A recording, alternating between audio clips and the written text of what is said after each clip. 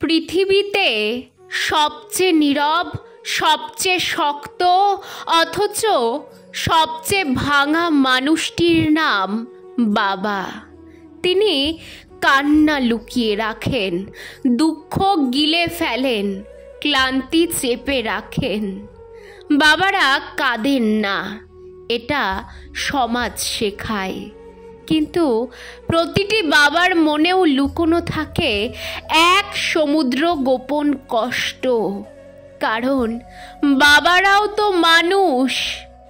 একজন বাবা সারা জীবন পরিশ্রম করেন পরিবারের জন্য, বিশেষ করে সন্তানের জন্য। তার নিজের কোনো চাওয়া থাকে না, থাকলেও তা মুখ ফুটে বলেন না। শখের জামা কেনেন না, প্রিয় খাবার খেতে পারেন না।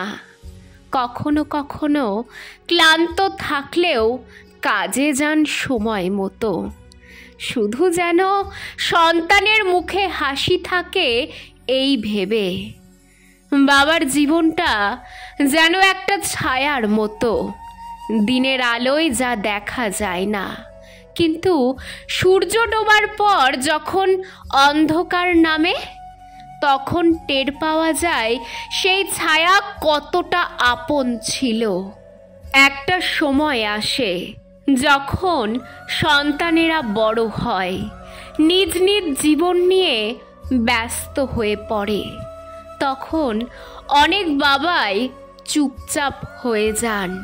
তারা ফোন করে না, শুধু অপেক্ষা করেন একটুখানি খবরের। রাতে খাবার টেবিলে বসে বলেন না, তোমার কথা খুব মনে পড়ে। শুধু চুপচাপ চেয়ে থাকেন খালি চেয়ারের দিকে। এই সমাজে মায়ের অনুভূতি নিয়ে অনেক কথা হয়, গল্প হয়, কবিতা লেখা হয়, কিন্তু বাবারা যেন চিরকাল উপেক্ষিত এক নায়ক।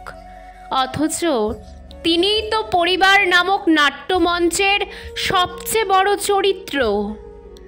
বাবাদের কষ্ট প্রকাশহীন, ভাষাহীন, কিন্তু তীব্র। তারা বলেন না আমার শরীরটা ভালো না, বলেন তুই ভালো থাক, আমি ঠিক আছি।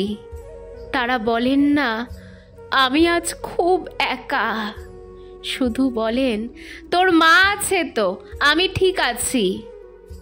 এই ঠিক আছি শব্দের আড়ালেই লুকিয়ে থাকে বাবাদের সব না বলা কান্না, গোপন সব কষ্ট।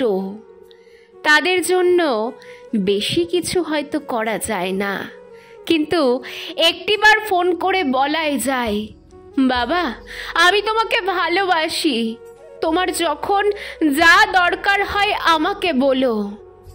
এই ছোট্ট কথাটাই হয়তো হয়ে উঠতে পারে তার সমস্ত কষ্টের বিদায়। পৃথিবীর সব বাবারা ভালো থাকুন, সুস্থ থাকুন, সৃষ্টিকর্তাকে স্মরণে রাখুন।